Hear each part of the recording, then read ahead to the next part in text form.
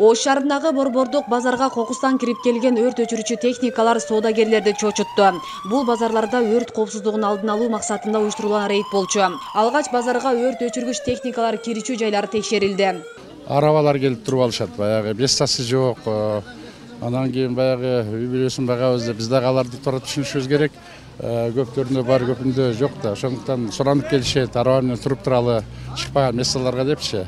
Ошол себептен анча-мынча месталарга бая чыкпаган жерлерге арабалар туруп калып атат, өзүңүздөр көрдүңүздөр. Бирок базар башкармасы биздин өзүбүздүн неме боюнча жооп берет да. Толук эле келип атабыз, көрдүңүздөр, мына менчик базарлар жакка кире албай калдык. Калган өзү бизде мына туурасын 6 метр кылып туруп, бүтүн баарын ушу пожарный киргенге баарын даярлап койгонбуз. Анан көрүп аткандай анча-мынча жерде арабалар туруп калып, ушу аз-маз тоскоолдуктарды берди чындыгындачы.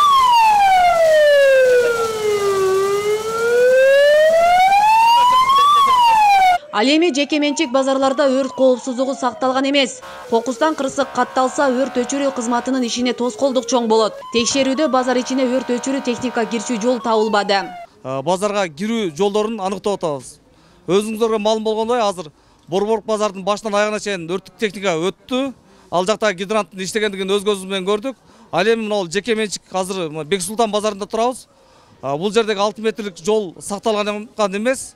Контейнерден мондай өзүңөргө маалым болгондой жолго чыгып алышкан. Биздин эгерде 100 метр ал жакта өрт кырсык катталса, биздин өрттүк техника ал жакка өрт өчүрүүгө жете албайт.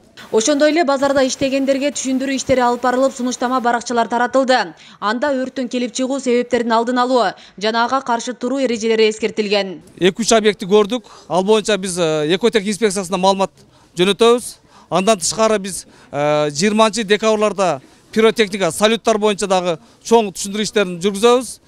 Мэрия менен биргеликте экотех, милициялар кызматкерлери менен биргеликте салют базарына чоң түшүндүрүү иштерин жүргүзөбүз. Кошумча маалымат катары айта кетсек, Ош шаарында өткөн жылга салыштырмалуу өрт кырсыгы 124 учурга аскатталган. Материалдык чыгымдар 2019 жылы 29 миллион сомдун тереңинде болсо, бул жылы 9 миллион сом болгон. Асия Сыдыкова, Мусулманкул Шакиров, регион Ош шаары.